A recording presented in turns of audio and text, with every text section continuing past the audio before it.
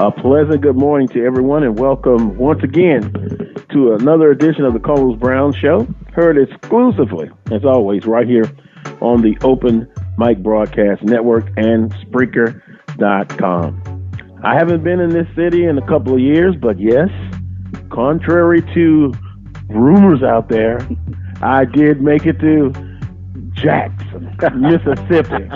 My favorite fan base after Southern University, Jackson State. No, a bolt of lightning is going to come through at my exclusive location, and I use that word, in Jackson. I'm not going to give out where I'm at, but I am here, and it is an exciting ball game that's going to take place at 2 p.m. today. I'm not used to the 2 p.m. games when you come to Jackson. I'm used to coming in October when it's a crispness in the air and it's cool. Well, guess what? It was about 29 degrees, I think, last night. You can tell when you're getting older. I don't like the cold, and it's colder than in Baton Rouge, Louisiana. So, thank God for traveling grace to Jackson, Southern University, and Jackson State. Let me do this. Special co-host, and he's a good guy. And I'm just going to let him introduce himself, and he's going to give you all the particulars, and then ding, ding, let the bell ring. Hello, listening public. It is Charles Bishop from Dr. Fields inside the HBCU Sports Lab, and it is great to be here in the exclusive location. I had to get through security to get here to the Carlos Brown Show. So, good morning, everybody. Good morning to you, Bishop. Now, you know, some people are like, seriously? Did you need security? Well, it's always good to be careful. Always. It's Jackson State Southern weekend. So with that being said, a lot to be played for, a lot to play for today. Jackson State still trying to represent the Eastern Division. Mm-hmm. Southern University trying to represent the Western Division. A lot to play for. That's a lot to play for. Definitely a buzz in the city. Definitely a buzz. And that was going to be my first question to you because I know you're a guy that, you know, hey, you're younger than me. You're going to get around. What's the vibe? I've been asked that several times since I've been here. What's the vibe in the city for this ball game? Yeah, it's definitely a tremendous buzz in the city. I was out and about last night. A lot of Southern fans visiting restaurants, and there was just a lot going on here in the city. There was a lot of entertainment. There's a new comedy club here in Jackson. There were concerts last night. Fantasia was in town, but there is a definite palpable excitement in the city.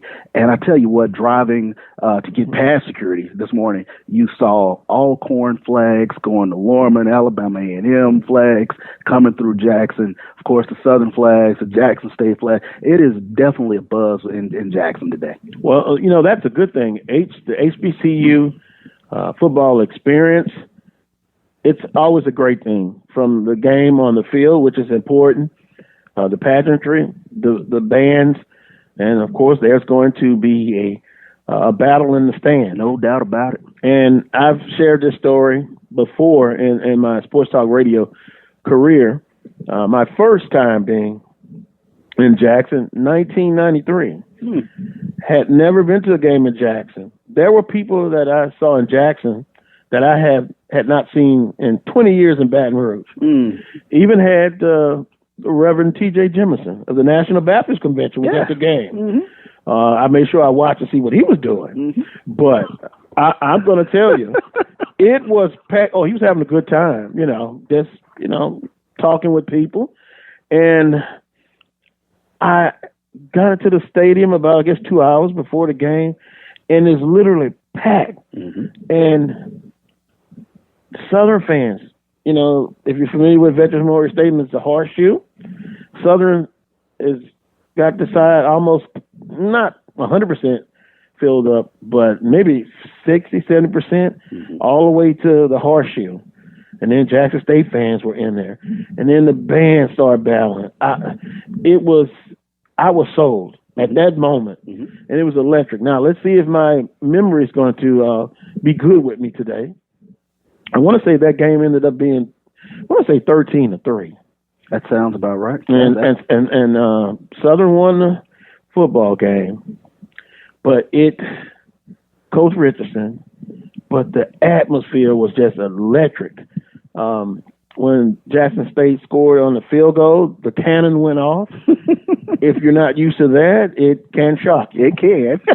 Definitely that. The PA announcer, when the band's at the halftime, it was just tremendous. So a lot of pageantry. Both fan bases. I know you've heard some of the cliches, a healthy dislike. Right. They like to go at each other. Mm-hmm. Jackson, the capital of Mississippi, Baton Rouge, the capital of Louisiana. To me, it really gets the blood going. It definitely this rivalry definitely gets the blood going, and then you have both mayors with friendly banter back and forth. So it is going to be a fun time today. I passed by the stadium last night, and the tailgating is already definitely the volume's turned up past 10 regarding the tailgating. So it's going to just be an electric atmosphere today at 2:00. I would agree wholeheartedly. And then also, 2013, the last victory for Jackson State. Now, folks, eventually it's going to end. Mm-hmm. It's life. Mm-hmm. Now, I hope it doesn't end this year. but that's the reality. It's about matchups. Mm-hmm. Now, we're going to bring Alcorn in this equation like I always do. Southern has on the other side of a streak with Alcorn State. But then Jackson State has had success more so than Southern against Alcorn. Right. So it's kind of like in the NBA. It's all about you match up well with this team, but you don't match up well with that team. Yeah, it's like the old boxing analogy, styles make fights. So that's definitely one of those things that you look at in regards to Jackson State and Southern. The last quarterback for Jackson State to beat Southern was Clayton Moore going back to 2013. And I want to say that game was at A.W. Mumford Stadium. Mm-hmm. And I think I was sitting in the crowd. I didn't sit in the press box. And Southern got revenge later that year. Yeah, I remember well. And the SWAC championship game in Houston, I had a friend that went with me, and on that last sequence, he screamed so loud, I don't know if I have a total hearing in that ear to this day. Exactly. I'm like, wow. But and Coach Comedy. Yes. Oh, yeah. Yes. And I'm not going to start because I'm in Jackson. But I hope Coach Comedy is doing well out here. Yes. And I always hear the analogy from certain fans out there. You're so hard on Coach Odoms. Y'all going to make the same mistake that Jackson State. Well, you're the Jackson State alum, and I think before I asked you about this, you felt that they did what they had to do, right, in that situation. Mm-hmm. It's not for me from the outside looking in. I mean, I can give my opinion about it, but I just thought Comedy did a great job. But guess what? And I look at Comedy, second place, right, got close a couple times. Right. One championship, right. 2007 was his championship. 4 appearances in the SWAC championship game. Sounds familiar. Mm-hmm. Sounds familiar. I know another coach like that. Close, couple of to get there, and that's the whole thing. Mm-hmm. If you're going to basically get second place all the time, mm-hmm. you're in the thick of things. You really are, and every now and then you'll get to the championship game. Every now and then you'll win the championship. Most people probably would be happy with that. Right. And I mean, when you take a look at both fan bases, which is how both fan bases really mirror each other, but Southern 19 SWAC championships, Jackson State with 16, the fan bases demand first place, and there's no getting around that. So when expectations aren't always met, that comes with the job. That comes with the being the head coach at Jackson State, comes with being the head coach at Southern. That second place is just not an option. Yeah, I mean, second place will carry you for a little bit, right? But eventually you'll have to knock that door in, exactly. Unless that's your criteria, getting second. So we're kind of setting the scene, and we'll be going in and out. I do have some other guests planned, as always. One being, and I think you know both of these gentlemen, the regular guests, Charles Edmond of the Alcorn State Radio Network, and boy, last night we had dinner, and he's worried about Alabama A&M. Come on, Charles, come on, come on. And no disrespect to Alabama A&M. Sure. We'll talk about it, but Alcorn has a lot to play for. It's still football left to be played in the conference to see how things line up. Mm-hmm. So he'll join me. And then Brandon B.J. Jones, who I believe is in Jackson as well. Yes, he is. Yes, for HBCU game day, so I'm sure you know both of those gentlemen. So we'll mix it up till 11 o'clock next week. I will be back at my regular scheduled time, 10 a.m. to 12 noon Central Standard Time, right here on the Open Mic Broadcast Network. We'll look at the standings. Usually I do that in the second hour, but in the Eastern Division, Alcorn State 4-1 on a one-game losing streak. I'm sure Charles will discuss that last week, and some people had Alcorn, going undefeated in the conference. Mm-hmm. I can see that. Right. I won't really laugh at that prediction. By the way, I had a fan ask me, Carlos, I think Alcorn's your second favorite team after Southern. I thought he was trying to take a shot there, but no. But you got to give credit where credit's due. You know, Alcorn has been getting things done lately, but the Alcorn killer, and I've had Alcorn fans tell me all season, one team that just really they are worried about. No, it's not Southern. It's Grambling State. Right. Yeah, it's not Southern, and I'm still going to beat that hard. Right. Well-deserved worry, by the way. So. Yeah. I may just go join a monk when Southern beats Alcorn State, because there's not a big difference in talent to me. Right. But I'll stop right there. It's something else, in my humble opinion. Yes, indeed. Yeah, because if it's a big talent disparity, then you can really tell. But some close games, I think it comes to the little things. It's the small things. The fundamentals. Game management deals. Yeah. Mm-hmm. Yeah. I know Dr. Prince is just loving it back there. But Alcorn State 4, and we'll hear from Dr. Prince shortly. Alcorn State 4-1 in the Eastern Division. Alabama State 4-2. Alabama A&M 3-2. Jackson State 3-2. And Mississippi Valley State 1-4. So in the Eastern Division, Charles, Alcorn State, I say if you played the percentages, I would put them at the highest percentage point of coming out the East, but it's no guarantee. Right. I think Alcorn their goal should be to win out the rest of the season. Mm-hmm. Alabama State, outside chance. Charles, I think they're better than I thought they were going to be when you looked at that schedule in the beginning. Mm-hmm. I think Ely has done enough. I can safely say, in Carlos Brown's opinion, he will be back. I think so as well. Now, if you'd asked me that in August, I would have been right. At Alabama A&M. Now, we were talking before the show started. A team that is offensively explosive, Bentley, Glass, just looked apart. Right. But then that's an Alabama A&M team that looks the part, but then you don't know which one shows up. So of the teams we've discussed, and of course Jackson State is still a lot to play for, how do you think this shakes up at the end of the day? Who comes out of the East? Well, I think a huge one today in Lorman, of course, with Alcorn and Alabama A&M. I think percentage-wise, you take a look at everything Alcorn has in terms of offensive explosion, and they're a team that they just figure out a way to get it done week in, week out.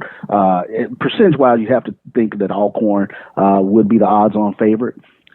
Jackson State, I think, is right there in terms of not doing little things to kind of hurt themselves. If they can play a complete solid game, and then next week against Alcorn, it's a rivalry game, so anything can happen. So a lot to play for Jackson State. But I tell you what, in Lorman today, it's going to be a real fun game to watch. If Aqeel Glass can do what he's been doing the past couple of weeks in terms of being able to throw the ball. So I think that game today in Lorman is going to be one that everybody should keep their eye on in addition to this game because Aqeel Glass is special. I would probably say he might be the best quarterback in HBCU football. At dinner last night, the discussion came up, MVP. Offensive MVP, and two names came up: Felix Harper and Mr. Glass. I told him my heart would say Felix because MVP is not just statistics, but look at what the situation he came into, and this is where I give Coach McNair and their staff credit. They evolved like this. Yes, sir. I was trying to slap my finger there. They evolved like that offensively. How many teams could do that when Noah goes out and then this young man comes up with a redshirt junior? Right, and that's something I don't think Coach McNair gets enough credit for. They can just keep rolling quarterbacks in and out, year in, year out. When Noah went down, everybody was kind of looking at Alcorn like, here's the Achilles heel, but Felix Harper has come in and has, nothing has fallen off whatsoever. No. And the thing about it is it's a good question because last week against Grambling, that was the first time this season that we've seen a chink in the armor, if you will. He got rattled. He got rattled. He definitely got rattled. And I think Aqeel Glass is probably playing the best football in terms of at the quarterback position at this point in the season. He'll probably, as I said at dinner, he probably will get it. But I would just make sure to mention that Harper, boy, to me, it's close. It would be close. But I think there's that voice again. There's that voice again, the voice of God. and I could say that voice feels that Odom's is Southern's his second best team. Oh wow! But we're going to get to the man of many words, Dr. Prince. But that discussion came up. I think it'll be Glass. Yeah. But just what does he means so much to Alabama A&M? But don't forget about Harper as well. By the way, we do take messages, comments from listeners, and Michael says this: "Good morning, Michael. Tell that Tiger Charles good morning for me." Well, and I'll let you see that's Michael there. Yes, indeed. And then his next point was, we have better talent than Southern University. Now, we don't want to turn this show into who's got better talent. I think they are close in talent. I don't think it's a big drop-off between both teams. Year in, year out. Now, ask me about other intangibles, right? Then I can give you another one. What do you think about it? You could probably be more objective. Somewhere along the way, Alcorn just figures out the strategic adjustment, if you will, versus Southern. And you're being kind. You're being kind. Strategic, but that's good. Yeah, I think talent-wise, they are right there 1-2 within the conference at whatever position. But somewhere along the line, Coach McNair, they dial whatever they need to dial up, defensive coordinator as well, and they just figure Southern out. So hats off to that Alcorn coaching staff, because I think to this day they still don't get enough credit the way they should. Yeah, Coach McNair and staff, they've had adjustments every year on this staff. They're able to get it done. And I've talked to some Alcorn fans that basically said, they let out a breath that McNair got it done. I'm like, wait a minute, what is that for? Right. And then I listened to them how they explain, hey, they just were happy that he won the championship. it's kind of like getting it off the back. I'm like, really? Yeah, 6 times. When you do it 6 times in a row, that's getting it done. That's not luck anymore. So, you're absolutely right. So we're going to talk throughout the show about chances of Eastern teams. Still, things could happen.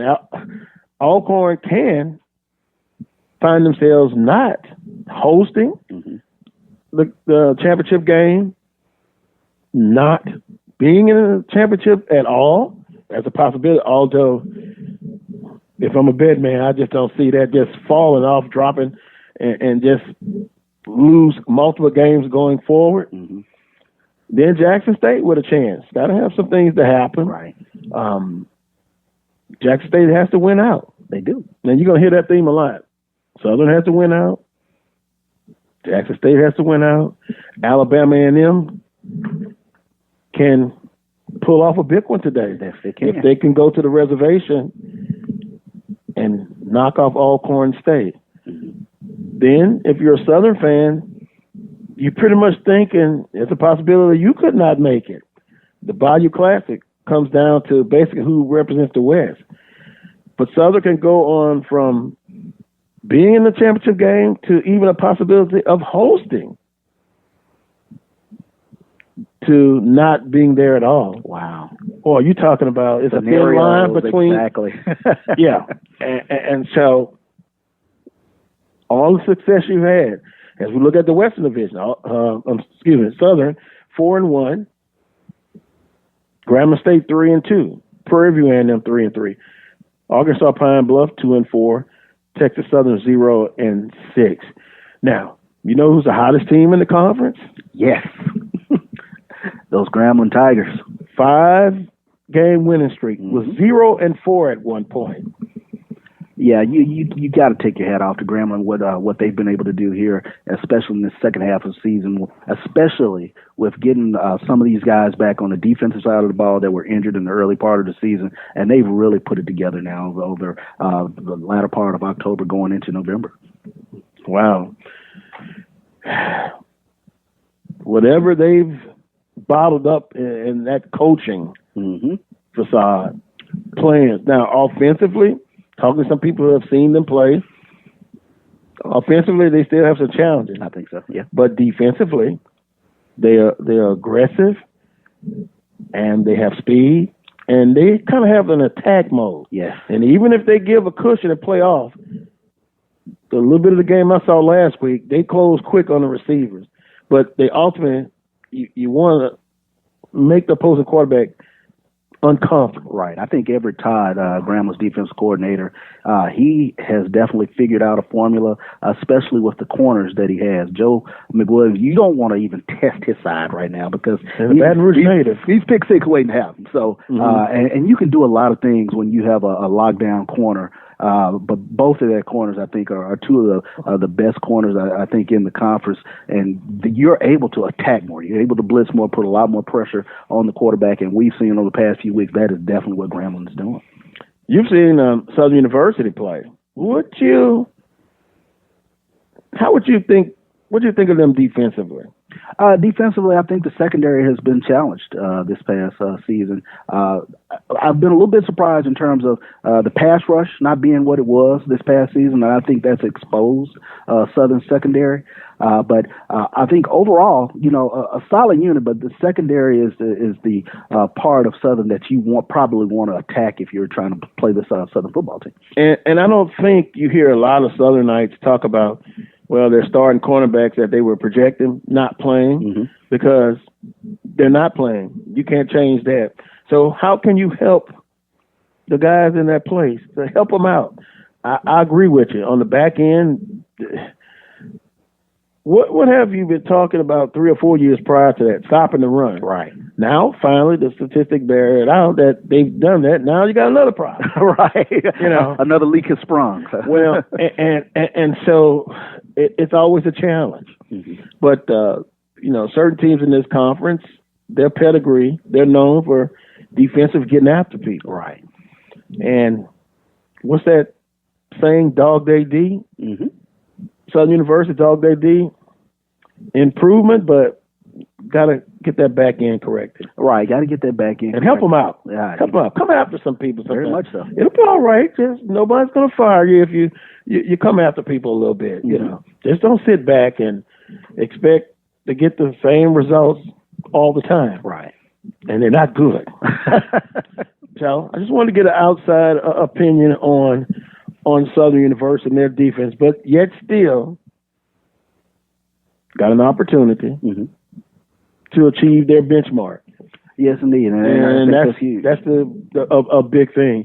If you still have a lot to play for at this time of the year, that's a good thing. Because I remember some of our colleagues were kind of midway through the season. Well, it looks like another Southern Alcorn matchup that early, right? And I think people were a bit disappointed.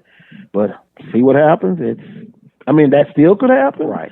But it's not clear and cut that it will. It's still a lot to play for, and today will go a long way in solving a part of the equation. Southern and Jackson State, Alabama A&M at Alcorn State. Let me visit now, if I possibly can, with Brother Dr. Michael Prince. Good morning to you, sir. Good morning, sir. How are you on this lovely Saturday morning? I'm feeling great. Yeah, you are feeling great, rooting for your second best team. Well, there you go. I'm just saying, man. I only speak as the truth. You only speak in the my truth. opinion. Man, there is no way that Harper gets MVP. He has done an exceptional job, but you got to remember, consistency is what quantifies for most valuable player considerations. Filling into the gap, doing an outstanding job. He is a product of a outstanding coaching system. He has talent, but Glass has literally had to carry the load with the least amount of talent around him. Bishop, I don't know if I agree totally with that. So you got an outstanding quarterback at Alabama A&M. I don't want to put words in Dr. Prince's mouth, but rephrase that again. No talent, or what did you say around him? The talent around him? Oh my God! I did not say no talent. Well, no, I just want to clear it up. That's why I'm saying the least amount of talent surrounding him. The least amount. When you compare apples to apples, oranges to oranges, there is a greater expectation from Alcorn football than it would be from Alabama A&M football, unless you reside in Huntsville. Across the board, I would think Alabama A&M offensive line has had some challenges. Defense, but since we're talking about offense, I think he has weapons around him. I think I didn't say he didn't have weapons around him. I said he has the least to work with than what Harper has to work with. The least to work with than what Felix. Well, I don't know. I take a look at the weapons that Aqeel Glass has. He has the the number 2 and 3 receivers in the league, in Xavier Moore and Ibrahim, and then you got Jordan Bentley in the backfield. So, if we're talking about offensive firepower, I think they're right there with Alcorn. Well, when I say offensive, but that's not. You just made mention to it. Whose line would you take, Alcorn to Alabama A&M's? I think the way, Alcorn, the way they're able to run the ball, no doubt about okay, then. So that overall, I'm not see people talk about skill positions, and skill positions are a need, but a necessity beyond a shadow of doubt. You got to have somebody protecting and opening up lanes for those skill guys. And when you look at it, apples to apples, Glass has less to work with than Harper. Jordan Bentley, he is the number 2 rusher in the SWAC, though. No, I understand that. That's part of the time. But, okay, let's just reverse the roles. How do you think Glass' numbers would look if he had the offensive firepower from Alcorn, if they just flipped teams? Who you think would be more successful? Well, I think he would still put up numbers comparable to what he's doing now. Who would? This is just cut and dry, sir. Who would be more successful, Glass with Alcorn or Harper with A&M?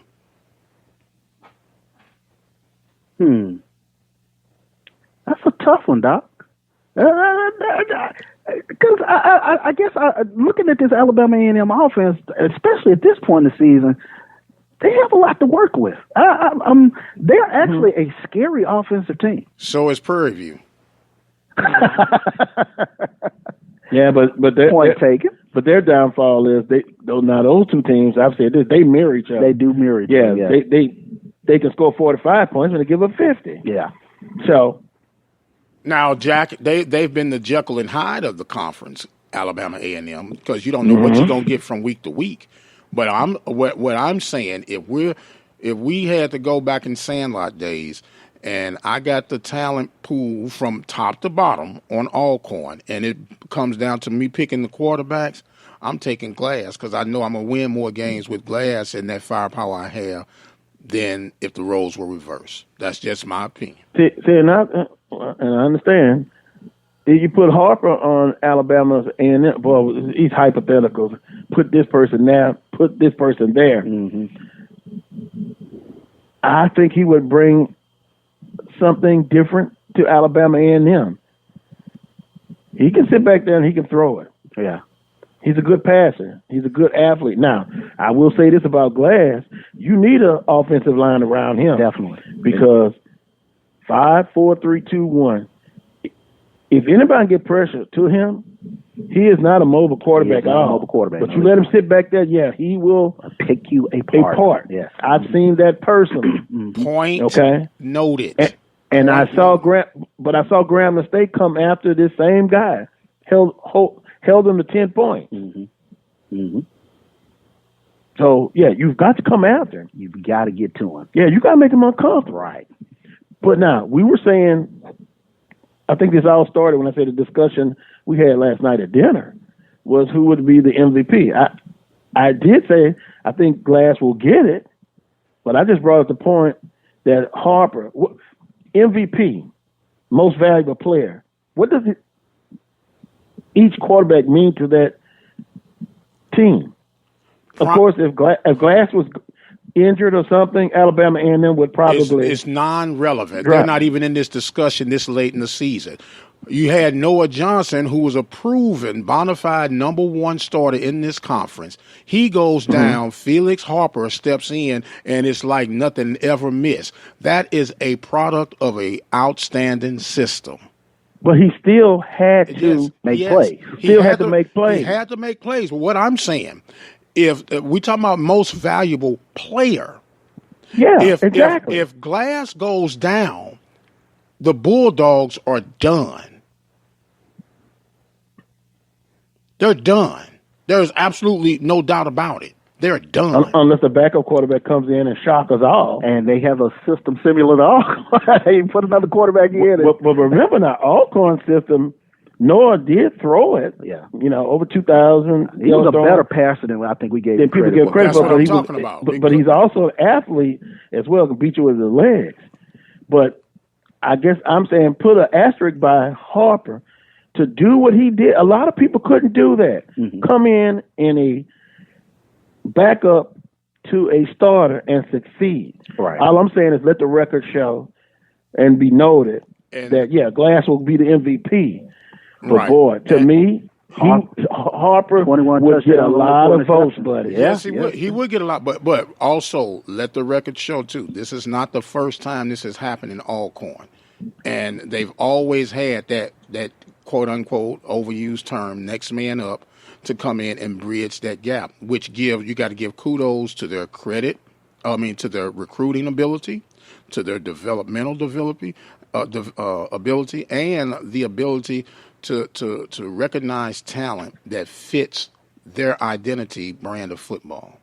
I've marveled now at the past 5 years with Alcorn. I mean, at the quarterback position, there is no drop off whatsoever. That's what I'm saying. And in tandem, there's a running back always with him that gives you fits as well. So point taken. I've just been tremendously impressed with Alcorn staff over the past 5 years in terms of no drop off whatsoever. And that's, not taken away. And that's not taken away. And I don't want anybody. Sometimes they get it twisted. I'm not negating Felix Harper and his athleticism. I'm not negating that at all. Outstanding quarterback.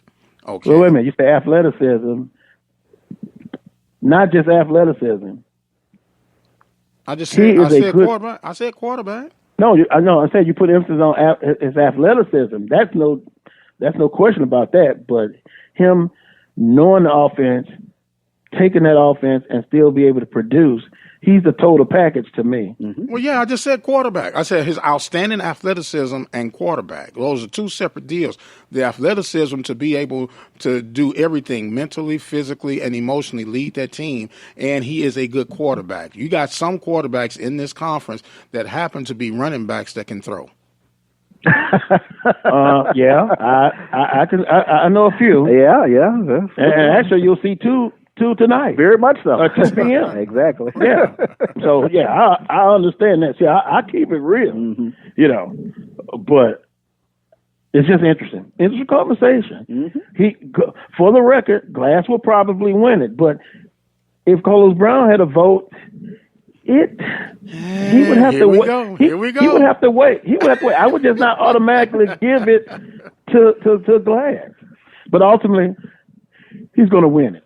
Yeah. And I probably would vote for him, but I got to look at the whole picture. Coming into today's.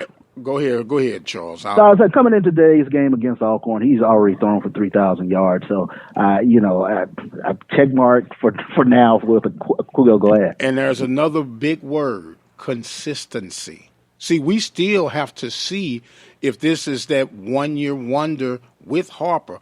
Glass has already been proven. I am legitimate. We as people, believe it or not, are still trying to figure out Harper. But you know what you already identified.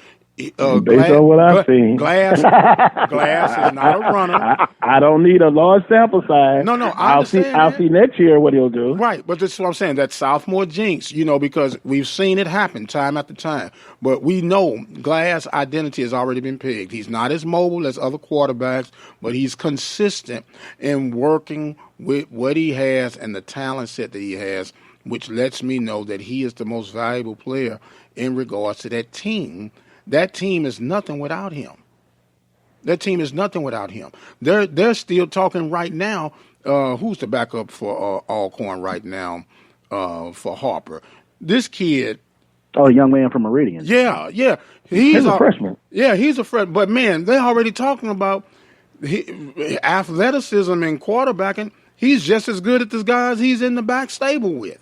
Next man up. Well, yeah. When he gets his opportunity to shine, we'll be able to see and get a good judgment of how he's progressing. And that's another thing. I've talked to several former coaches in this league, and one of the things they used to pride themselves on, when you sign a kid, let's just say since we're talking about quarterbacks, when we look back at his career, did he, one, improve each year from the freshman to the senior year?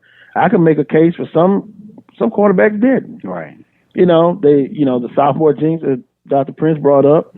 I've seen the quarterback have an outstanding sophomore season. His junior and senior season wasn't up to the sophomore part. Mm-hmm. So development is key. And he was saying he prided himself on developing. When that player got his degree and he's a senior, you can look back and say, I saw progress each and every year. And that's what he was proud about. Right. Quarterbacks, and then it depends on the system. Dr. Prince has talked about RPOs and that offense. That's the big thing in the country now. Right. Now, will that trend continue, or will it go back to, drop back passing or the I formation? Mm-hmm. If we look at Skelton, wow. He came on the scene, everybody, championship game, then this season struggled. Right. Big time. Right. Is it all on Skelton, or is it on the coaches, or is it a little bit of both? Well, I think it's a little bit of both in terms of when there's enough film out there and coaches can kind of scheme you a little bit better to still make the progression after you've been schemed. I think that speaks a lot to that individual player. And to the staff. Yeah, exactly. Again, making progression. Now, if we go to this Southern and Jackson State game, now Mr. Jones, the anointed one, and I'm poking fun here, because early on in the season, basically, I heard fans say, this is going to be the guy. So now finally he has gotten to that point. Now, today, you're going to see both athletic quarterbacks who will try to put their teams on their back and take them to victory today. But can we really compare both quarterbacks? I mean, from a physical standpoint, you can. But if you look at just the numbers, Right. one is coming off his best performance, if we can say that right. Right. Mr. Jones. Skelton seems to be trending upward after a very inconsistent performance. Right. Probably not enough of a sample size, if you will, on Jalen Jones. But I look at today as being a potential coming out party for him, much the same way Ladarius Skelton had that coming out party. Oh my goodness! Now you say that. There you go, see, Charles. You know, you was doing real good, man. See, y'all always want to throw PV in your mix, man. I'm sorry, Dr. Prince. That game just sticks out of my head because it's like, oh boy, Hey, Southern man, has somebody. A lot of them sticks out in me, but trust me. Yes, indeed. But that would be interesting. Now, we're saying the quarterbacks, and they do have a big part. But it's a team effort. Special teams will be big. Defensively, here's the thing. We just talked about Southern, the back end of their defense, secondary. I would not say, if you told me right now, ask me, can you see Jackson State just throwing it all over the place? I don't think that's what they do. Right. But I think they will take a shot. I think Jackson State is probably going to need to pass today, but they've gotten it done this season with a running back by committee approach. They literally have 4 running backs, if you include Jalen Jones, who are all within the top 20 of rushers in the SWAC. And that's playing right into Southern's hand in terms of having one of the better rushing defenses in the conference. But for me, Jackson State has to get a little bit of balance today out of Jalen Jones. They of course, yes, they do need to run the football, but you've got to get something out of the passing game today for the Tigers. Yeah, because I could see a scenario. This is what I would love. It's first down, Jackson State runs, and Southern's giving up 102 yards on the ground. Although last week, you notice I didn't mention Virginia Lynchburg. That did help the stats. But Southern has been consistently good against the run. I've had Alcorn fans say they've never seen Alcorn not just dominate with the running game this year. As a matter of fact, amazing. Derek said it was about eight years. But then another leak sprung. But anyway, on the back end. But the scenario would be first down. Jackson State say, look, we like to run the football. We're going to come out. Let's see if we can get 4 or 5 yards. You get 1 or 2. Then at second and 8. Then Jackson State has some options there. But let's say they still like to maybe get Jones out on the perimeter. They get 2 yards though. So now we're looking at 3rd and 6. I think that's where you want to see, if you're a Southern fan and a Southern player, you want to get them in 3rd and long. And long meaning anything over 6, 7, 8, 10 yards. Then I think you have to like your chances. But now you still have to execute and stop them. Yeah. But I think that's a scenario, Southern defensively, their strength is the run defense. Yeah, I think you bring up a great point in terms of Jackson State play calling today, because I'm going to be real keyed into second down play calling because to me, with Ernest Dickerson, that's where he has the most options, if you will, with Jalen Jones. Granted, they have to play ahead of the chains, but when Jackson State, let's take a look at a 2nd and 8 or a 2nd and 7. In that case, I think that's where you do have to, be creative. You have to be a little more creative, and I think you don't want to see anything above 3rd and 5 for Jackson State, because to me that puts more pressure on Jalen Jones and puts more pressure on your 3rd down play calling. So what he's able to do on 2nd down tonight, I think is going to be a huge determinant in whether Jackson State can really stay ahead of the chain. Now, and if you flip it, the same thing. I've noticed this year. Usually Southern likes to run on 1st down. Lo and behold, they may come out and throw a play action. I may have a heart attack in the stand. but they like to run the football. Mm-hmm. Now there's triple option. Now with Skelton, what we're talking about is down and distance. You want to stay ahead of the train. If Southern's been successful in games this season, when they're getting 4 and 5 yards on first down, 3rd and long, Southern doesn't want to be in that situation either, because their passing has been improving the last 3 weeks, but overall, it's not their strong point. Mm-hmm. So down and distance will be important today. But I think Skelton will try to improve on what he's been doing the last few weeks. I think they'll put the ball in the air, but they're going to still try to get that run game with Skelton. And then you've got Ben. They got other backs that they haven't used a whole lot, mm-hmm. but they're going to put the pressure squarely on Skelton. If he plays well, then they like their chances. Mm-hmm. So it's good to see how they're going to kind of mix and match up on both teams to get themselves in situations where it puts them in a situation where they can be successful. Because now, which team, when some adversity hits, can they make the necessary adjustments, right, to get things done? And no, I'm not going to go off on a tangent about coaches not making adjustments to after the game. After the game, what about halftime? Right, within the game. But this is going to be an interesting ball game. Interesting ball game because for me, which Jackson State defense is going to show up? Is it going to be the Jackson State defense that really took it to Arkansas Pine Bluff? I think Arkansas Pine Bluff is one of the better offenses in the league. Or is it going to be the Jackson State defense that really was on their heels all day against Aquille Glass? So I think, and I thought Jackson State really had kind of turned the corner defensively. First part of the season, they were really atrocious. But there were some games there with Prairie View and UAPB where the defense seemed to light it come on. But last week was a step back. So which Jackson State defense are you going to get today against this formidable Southern offense? And you would think with Hendrick's background, right. Hendrick, defensively, I must admit, at SWAC Football Media Day, man, I was feeling him. Mm-hmm. I mean, the way he presented himself and his experience, I was kind of taken back with the struggles defensively. But then I saw Jackson State on that Thursday night against Prairie View. I saw a team that was aggressive, mm-hmm. and don't kid yourself. Playing against Prairie View, there's challenges offensively. Yes. You could very well. They kind of remind me of the Lakers in the 80s. Before you know it, they're on a 25-2 streak. Right. And, timeout, you're down by 14. Yeah. 16.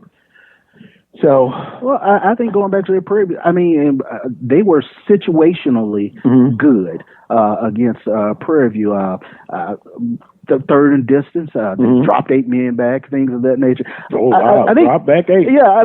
Sometimes. Sometimes. Yeah. I think last week, and this, for kind of from a fan's perspective, I think, and some of the things that you kind of hear from fans is, mm-hmm. They were just in man a little bit too much last week, and they needed to kind of drop back and let guys do whatever they're going to do in front of them. But you keep players in front of them, and they were kind of caught out of position way too much last week. So a situational defense against Southern tonight is going to be huge. Well, back to Dr. Prince's MVP, Mr. Glass. He's torched many teams this year. Yes, he has. Offensively.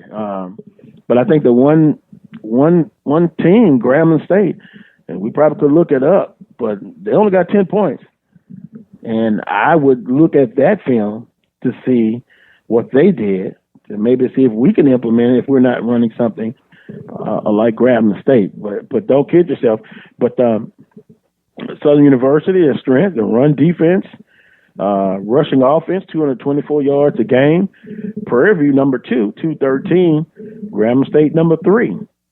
So we look at Jackson State, they're 1, 2, 3, they're 4th, 194. So they like to run the football. So could this game really go quickly? Could we say about 4:30 this game is just about over if both teams are successful at what they like to do, running the football? Yeah, it has that potential to be one of those type games, especially if those defenses can't corral those running backs. But now we know from a historical standpoint, Man, these games have been explosive. Yeah. I mean, I remember when Tillery, Lenore Tillery at Southern University. That name, oh my God. Yeah, I'm like, I want a 50-piece. See, you know, don't kid yourself. People know who've been listening to me over the years. They know how I feel when they're Jack State. I've had Grambling State fans to tell me, look, let me tell you something, young whippersnapper. This is the rivalry, Southern and Grambling. Mm-hmm. I understand that. If you look at the KVN Champions comments in this week in the Advocate, he says this is equal as far as the intensity. Mm-hmm. The fan bases are a lot. You know, I often joke, you've heard me, confident, cocky, and arrogant. Both fan bases. Yeah. And I've talked to people who played in this conference years ago. One guy told me, you know, Southern fans have always been that way, arrogant and cocky, even when they wasn't. I have to beep out what the other party said. But they've always been that way. I've talked to a lot of people. Right. That's just how Southern's fan base, that's how they are. I often laugh at it because I've never met a fan base that mirrors Jackson State's fan base almost perfectly to the T in terms of the swagger or the arrogance, if you will.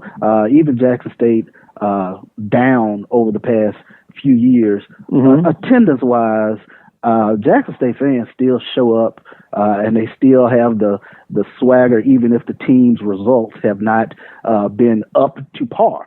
So it's just weird how that kind of works out in terms of, and I think today that just adds to the intensity of rivalry because looking at the Southern fan base is like looking in the mirror. I would agree. I would definitely agree because you get to that stadium, even before Saturday. I must admit, when you see a opposing team, their fans' RVs roll in, right, like Thursday before the game. Yeah. In some cases, if they're retired and they have nothing to do but travel, they're there Wednesday. There you go. They've got the breakfast going, the grits. They got everything going. They got lunch. They got dinner. They're sitting out reading the paper. And then you see more come the next day. Here's more. About time you get there Saturday, like I told you in 93, when I was riding with a friend, and I still don't know the street, but I know the hospital right at the end of the street, and you kind of come over the hill, and I'm like, my goodness, must be a fire somewhere. Smoke is everywhere. Right. And then my friend he was giggling. He was like, this poor soul don't know what it is. The tailgate and the smoke coming, and then when we get right to the stadium, and you literally cry because you see a lot on the news about African American, black people, and what's not going right. But then when you get to that scene, it was beautiful. It was just cars, RVs everywhere, people. I'll never forget that that sight. That was so beautiful. And no, Carlos, it wasn't a fire, several. It was people grilling, right, and having a good time. And then one of the local stations had a live remote, and the guy basically was saying and he did his homework. He basically said all of Baton Rouge and Scotlandville is here. And he was like, Jackson State fans, this is y'all letting the opposing team take over. I remember that. That's my first experience in 1993.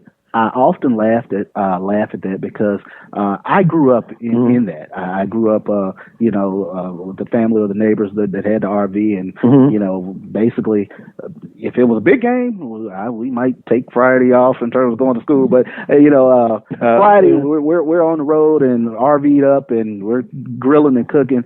And growing up, I used to not think that there was another fan base who did what Jackson State's fan base did until I started looking at the Southern fan base because my high school literally looks at Mississippi Veterans Memorial Stadium or high school, and to see the Southern RVs come around I-55 Mm.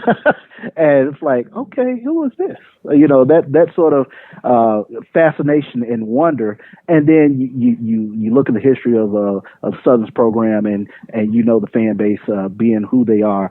It's no surprise that starting on Wednesday, the RVs would trickle in, and then a little more Thursday, and then by Friday, we have a full-fledged parking lot of car flags, RVs, smoke rise. It is, like you said, a beautiful scene to see, and I just enjoy this rivalry, enjoy the intensity of it. Like I said, both fan bases I call us first cousins. Yeah, I'm looking at the local. What's that channel? Oh yeah, 12. John Hendrick talking about the game, JSU, and boy, he does look the part. But the loser of this ball game, they're gonna have to deal with it for a whole year. Yes. And then specifically because of what's at stake, as far as in terms of the race, they're going to feel it immediately. So it's going to be like compounded, and I've had some emails. Well, what if Southern loses? The streak finally comes over and Jackson State wins. I say, well, that would be bad, but they'll still will come down to the Bayou Classic. Right. But you want to kind of go into the end season, like in NCAA basketball, get in the tournament, they look at the last 10, what's the record? Right.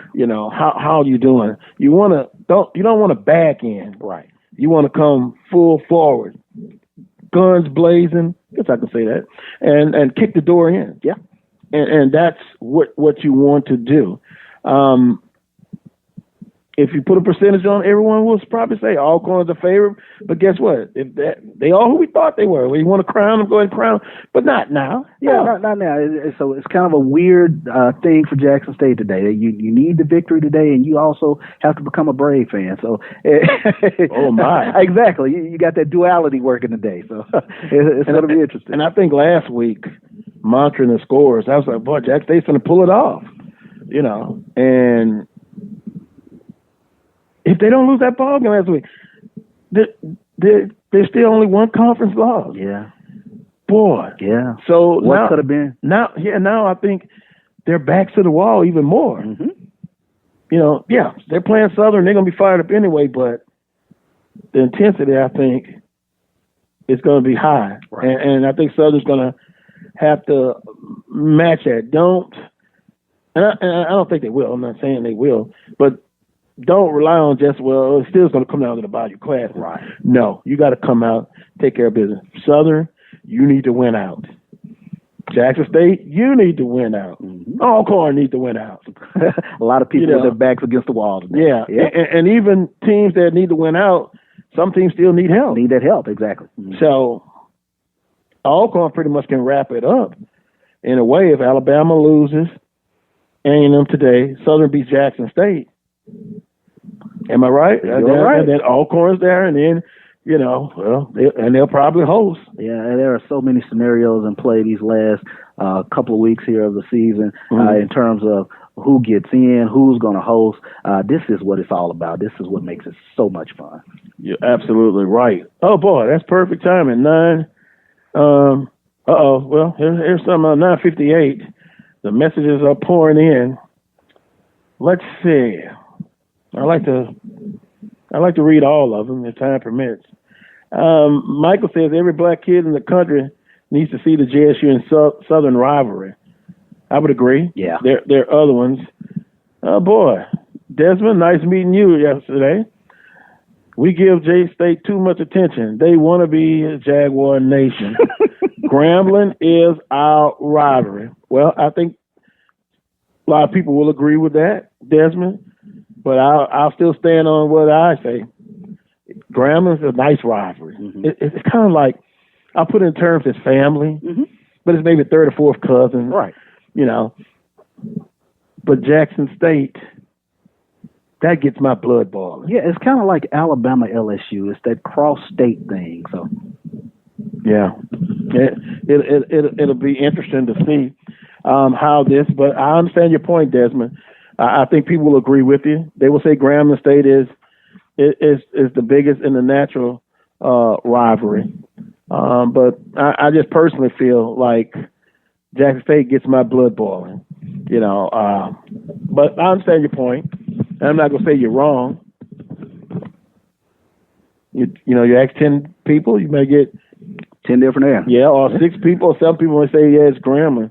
And Southern will see Grambling in about 2 weeks. Mm-hmm. Now I will say this, when you're at the Bayou Classic and, I used to watch Pete Richardson come out and, the stoic Pete Richardson, quiet, looks like a professor when you first saw him coach his first game at Southern. You remember coming out that tunnel? Southern, they have their hands, all of them holding hands, coming out. That would make you tear up. If you're a Southernite and you're Gramblinite, you understand that. And even if you're not, you'll understand. It's called the granddaddy of them all. And I've been a part of that game on the sideline when Randy Hines, quarterback, Grambling State, going down to try to tie it up, and a 2-point conversion, and he throws the interception, and Idris Brown intercepts. And before I knew it, I'm on the sideline, like 3 minutes before the game's over. They bring the press down to the sideline for your interviews. And the crowd just was so loud. I started running. Like, I'm not a part of the game, running down the sideline. Because you get caught up in the motion. Sure. And he took it back, and Southern got 2 points for that. You've got plenty of those stories like that, and I must admit, watching on NBC sometimes, the Bayou Classic or the replays, Grambling State, they would go in the locker room for the game and record. It's always Grambling, Eddie Robson, the icon. And I used to sit there, well, I wonder if they would ever come in, and they did eventually, come in Southern, like, they taping it like pregame right before they come out on the field. I guess because Grambling State is, nationally. Right. The brand. At the brand, yeah. So it goes back and forth with all those different tidbits with these rivalries. But at the end of the day, you feel good. You feel darn good. I almost said the other word. But then you'll be on the other end when you've lost to a rival game. Boy, it's a bad feeling. Oh my goodness. Yeah, don't go home and slap the wife or the girlfriend, or don't mistreat the pet. It is what it is, but these rival games are emotional. The great W.C. Gordon used to say, "My jazz doesn't sound as sweet." On that note, we've kind of gone over hour number 1. Another listener, Desmond says, remember, Carlos, I'm from Jackson. I know how they think. Point well taken. He is from Jackson. I understand. Yes, he says Grambling is our rivalry. Coming up in hour number 2, we'll visit with Charles Edmond of the Alcorn State Radio Network. Maybe I'll just surprise everybody and pick Alabama A&M. Oh, since Alcorn's my second favorite team. At your own peril. Oh, okay. Charles is calling right now. He's kind of worried, man. Let's see if he comes on the air and that comes out to everyone that he's kind of nervous about this game. Mike, I'm gonna call you out, Alcorn fan. I know you. He's always concerned every game. He's not gonna take anybody for granted. Never. But that's the other big game. So I guess you got co-games of the week. We'll look at the rest of the schedule in the conference. There are other games that are being played as well. And then after Charles Edmond, Brandon, B.J. Jones of HBCU Game Day. So I'm going to take a quick timeout. When I come back, it'll be hour number 2 or more of the Carlos Brown Show, heard exclusively right here on the Open Mic Broadcast Network and Spreaker.com in a secret location only Charles Bishop knows, in Jackson, Mississippi. Service, security. Southern and Jackson State, 2 p.m., Veterans Memorial Stadium. I'm sure it will be a nice crowd. Be back after this quick timeout. Serving the community through faith and athletics. The Open Mic Broadcast Network. One voice. It can get the point across, but it only carries so far. Add a voice. It's richer, louder, but that has limits too. Add a third voice. It's even more powerful. Add another, and another, and many, many more. And we are stronger than ever. That's the power of a community coalition. They help community groups, faith groups, civic organizations, PTAs, employers, and many others in your community organize their resources and focus them where they're needed most, like fighting to keep kids away from drugs. Ask a group that you belong to if they should belong to a community coalition. It's easy to get involved. Visit helpyourcommunity.org and they'll tell you exactly how your group can help. That's helpyourcommunity.org, because you get more when we get together. Brought to you by the Office of National Drug Control Policy and the Ad Council. Broadcasters come into our lives on radio and TV, bringing us information and entertainment. Broadcasters are there for us, but who is there for them when they fall on hard times?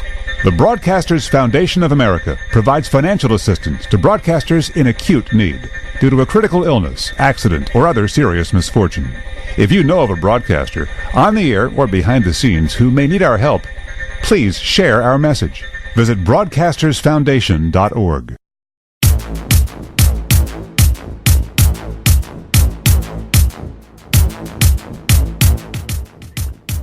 Welcome back to hour number 2 of today's Carlos Brown Show, heard exclusively right here on the Open Mic Broadcast Network and Spreaker.com.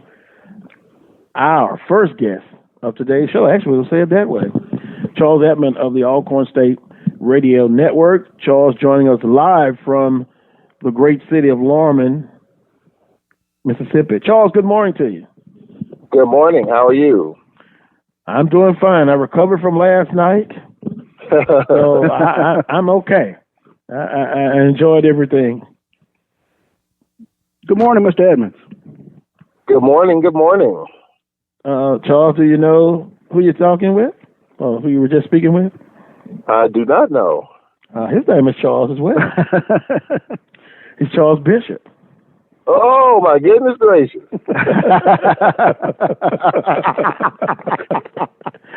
Should be an interesting show with another Charles and a JSU guy in the house. Should be fun. How about that?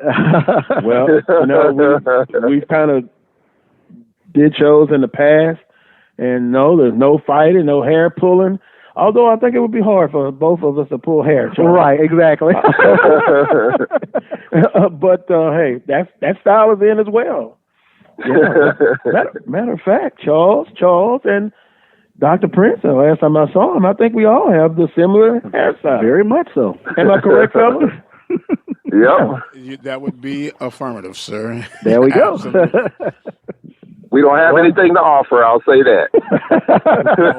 Hold it now. Hold it. Oh, you're talking about hair. You're talking about hair. Okay, this is family program. I'm talking about hair. That's right. Oh, yeah. I understand. Trust me. I understand. Hey, Michael Jordan put it in a great way from an athletic standpoint. He said, I got better, I think, when I got older, because when I was young, I could rely on that athletic ability. I can outjump. I can outrun. Right. But my game got better because I couldn't rely on that as I got older. Mm-hmm. So now you think about what I just said. Sometimes you have to use every trick, every weapon in your arsenal. You better believe it. Oh, wow. Oh, you get a little bit of everything. Next week it'll be love tips.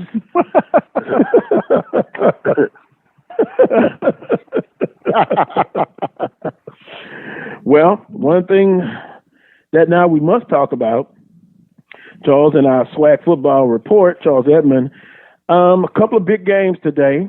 We'll talk about that. Also, we'll kind of recap the conference schedule last week, and then we'll talk again about the scenario that still can happen with several teams in the conference. But on this November the 16th, Charles, co-games of the week, in your opinion? Yep, huge games, 2 of them, obviously. In the East, got Alcorn, Alabama A&M, and Alabama State. Bama State mathematically still has a shot, but they need a lot to happen. But they're still somewhat alive. They still have a pulse. The Braves still control the East, but this game today with A&M, the Braves win this game, and combined with a Southern win over Charles Bishop's Jackson State Tigers, the Braves win the Eastern Division. Mm-hmm. Anything else is going to come down to next week. If Jackson State wins, it's going to come down to next week if they win today. Wow. But this game with A&M is going to be tough. It's going to be a tough game today. I think A&M, they've been battle tested. They've been grinded out. They've been counted out. And yet here they are. They're still standing. So we're going to have to knock them out if we're going to stay alive and keep our hopes for another division title. So still a lot to play for, no matter what. If you're alum of Jackson State, Alabama A&M, Southern, Alcorn, and Grambling State. Wouldn't you agree? Yep, absolutely. I mean, even on the western side, I mean, it looks like it's going to come down to the Bayou Classic unless, if Southern beats Jackson today and if Grambling happens to lose to Valley, then, the West is decided today. Do we see that happening? Probably not. But it's fun to talk about anyway because Valley's playing a lot better. I mean, Coach Dancy has that team in a better place than they were 2-3 years ago.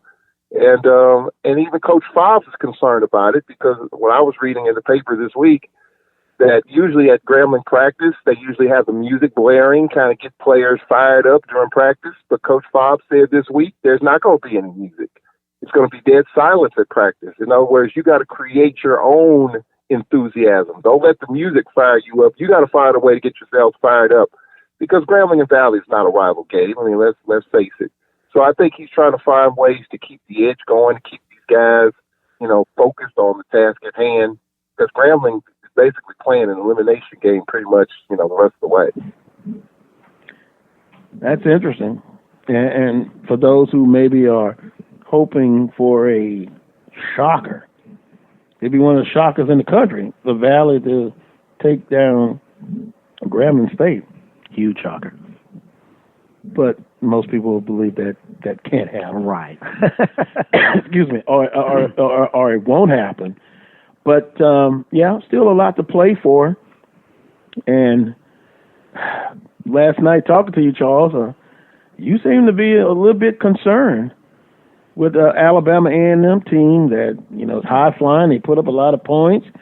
They've got, many would say, the MVP of the league, and Mr. Glass. You still have those concerns the day of the game? Yeah, I do. I do have those concerns. I think whoever wins this game will probably, and I'm not a voter. I don't vote for any of those awards, but I think who wins this game probably will be. We're talking about Felix Harper of Alcorn and Akil Glass for A&M. Whoever wins this game probably has the edge on the offensive MVP race. I mean, Glass has thrown for over 3,000 yards, 29 touchdowns. I mean, who saw that coming? I mean, I think if you talk to Coach Maynard, he saw it coming. I didn't see it coming. And then what Felix Harper's done since taking over for Noah Johnson has been spectacular. And if the Braves win this game, and obviously if they go on to win the East, some would say Felix Harper could be the offensive player of the year. So I think this game will go a long way at determining that. But I just look at A&M as a team that you just can't get rid of them. They're like a pest. This team beat Morehouse in week 1 with 9 seconds left. They had a 4th and 26, I believe, against Jackson State last week. They convert that. They win going away. They were down 9. I mean, this team has been tossed around. Talking with their play-by-play guy today, you just saying the turning point was that UAPB loss. It was a big-time loss. That was a big loss, yeah. It was a big-time loss. And Ted Dixie, who does their games, he just said that woke them up. And I think from that point on, I mean, they've been very competitive. I mean, they've been inconsistent. I mean, games that I thought they would lose, they won. Games that I thought they won, they lost. And I had them beating Southern. And they had Southern on the ropes, thanks to Skelton. And, A&M had the lead with 4 minutes left. I mean, the Jaguars didn't cash in on some opportunities, but, Skelton led them down the field. And they won that game in the final minute. So A&M's been right there. And nobody's paying attention to them. And I think that kind of works to their advantage because they only have one rival. mean, they were down against Bama State in the Magic City, and they came back and won that game. So this A&M team has been through a lot. They've seen a lot. They've done a lot. And because nobody's talking about them, I think they're playing loose and fancy free. And those are the kind of teams that worry you a little bit. Now, do the Braves have the talent? Absolutely they do. And if their defense comes after glass, and hey, if that happens, I mean, last year when we played them, we had 6 sacks. We're going to have that kind of effort again today. And slow down Jordan Bentley, slow down Glass. And I think if we do that, we'll win this game. But if A&M is in it in the fourth quarter, they feel like they can find a way to pull it out. Charles, let me ask this question, because kind of conventional wisdom or thinking at least is Alcorn will get the win today at home. But defensively, if Alabama A&M could do anything to this Brave offense, what is it that they need to do from a defensive standpoint to try to slow down Alcorn? Well, I think what they're probably going to try to do is move the pocket around with Felix Harper. I mean, I look at A&M's defense and I look at Prairie View's defense. I think they're mirror images of one another. I mean, neither one of them, heard that before. both of them are porous. And even Ted Dixie admitted, hey, we're not stopping anybody. But when it comes to certain situations, late game, we're going to give up a ton of points and yards. But when it boils down to getting a stop somewhere in the key point of the game, they can do that. Where Prairie View just can't do that. A&M has done that. And that's why that's in part of where they are. They know they have defensive deficiencies. I think what A&M's going to have to do is try to limit the Braves running game. We're going to be without a couple of our backs today. Deshaun Waller's going to be out today. We got another kid, Bolton's going to be out today. So we're going to be without 2 of our backs, and we love to run that football. So that's going to be a huge, matchup to see how A&M tries to stack the box on us a little bit and make Felix Harper make the right plays, which he has done all year long. He's made the right reads. When they blitz, he hits the hot receiver. When they move the pocket. I mean, he had a couple of picks last week. One of them receiver slipped, and then another one that was on him. But Felix Harper, they're going to have to try to make Felix Harper dance around that pocket a little bit and try to slow down the Braves running game. Something that Prairie View was able to do somewhat when we played the Panthers, because I look at that defense of Prairie View and A&M kind of about the same. But we had our full complement of backs when we played Prairie View. We're going to be without a couple of backs today. So that's going to be something we'll have to watch out for. Well, that's some interesting dynamics that are going to be going on. What I'm hearing, it seems like can Alabama A&M defensively play their best game of the season. Right. I started to say one of their better games, but no, they need to play their best defensive output of the season against Alcorn State. Also, I hear now Alcorn State offensively, have some players missing. But guys, correct me if I'm wrong. One of the strong points of Alcorn has been to be able to adjust. No matter if Noah's out or somebody else is out, they do a good job of making adjustments. Mm-hmm. And that's just it. So say that's Alcorn's my second favorite team. Yeah, go ahead. I'll live with that. Hey, I always take my hat off to them in terms of in-game adjustments. They figure it out along the way, and to me, I think it speaks to the strength of the consistency within their coaching staff that they are able to seemingly dial whatever they need to dial up, at the right time, and for Alcorn, I think. What I've really noticed is one good play begets another big play, and it just snowballs. And once they get it going, it's just tough to stop. Yeah, so that is a game everybody in the conference and outside the conference, they're going to be looking at. Now, Charles, the other game, and then we'll kind of get into what happened last week, Southern and Jackson State. What's your thoughts on that ball game today at 2 p.m.? Both games going on, right at 2 p.m.? Yep. I think for Jackson State, I mean, they're still alive. They have life. But I think Jackson State's kind of in the same issue defensively. I mean, Coach Hendricks was hired, and Ashley Robinson told me at Select Media Day, part of the reason why Coach Hendricks got the job last year was because of what he did defensively. Well, Jackson State's got a lot of work to do defensively, obviously. You know, they 4th and 26, they couldn't get off the field against A&M last week. They get a stop, they win the game. A&M's probably out, but they didn't, and I think that's going to be a huge deal. And with Skelton and what he has done the last few weeks, clearly cementing his place as a quarterback for the Jaguars, at least I think. And we talked about it last night, Carlos. I mean, you know, I was holding my breath when Alcorn played Southern. I've always felt that Skelton was Southern's quarterback, and I think Dawson Owens went back to Skelton probably a series or two too late in that Alcorn game, because Skelton, when he came in with 5 minutes left in the fourth quarter, led him right down the field for a touchdown. Mm-hmm. First drive and the last. Mm-hmm. Yep, first drive and the last drive. So Skelton's the quarterback unless he gets hurt or unless he just has a horrid game. But I do think Southern just has the playmakers, and I think if Skelton has another solid day running the football, I don't know if Jackson State can do much with that. Although I have to say, Jackson State has found a quarterback, someone that I thought would be the quarterback all along, in Jones, kid, the Florida transfer. I thought that he should have been the quarterback all along, and it was just a matter of time whether at what point do you implement him into this offense. He's too good of an athlete to sit on the bench.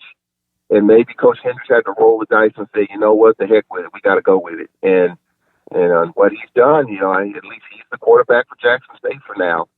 I think Southern just has too many playmakers. I think Skelton's going to be the difference. Even though Jackson's at home, it'll be a great crowd. 30,000 plus there. Beautiful day. I just think Southern's the better team right now. But Jackson State's going to have to start fast and put Southern in the hole. If Southern starts fast, I don't think Jackson State has the weaponry to match that if they dig themselves a big hole early. Well, that a lot of dynamics in this ball game, similarities, differences. I'll just say Southern has to get off to a fast start and a good start. And I guess JSU would say the same thing, Charles. Very much so. Yeah. It could be a game that comes down to mistakes.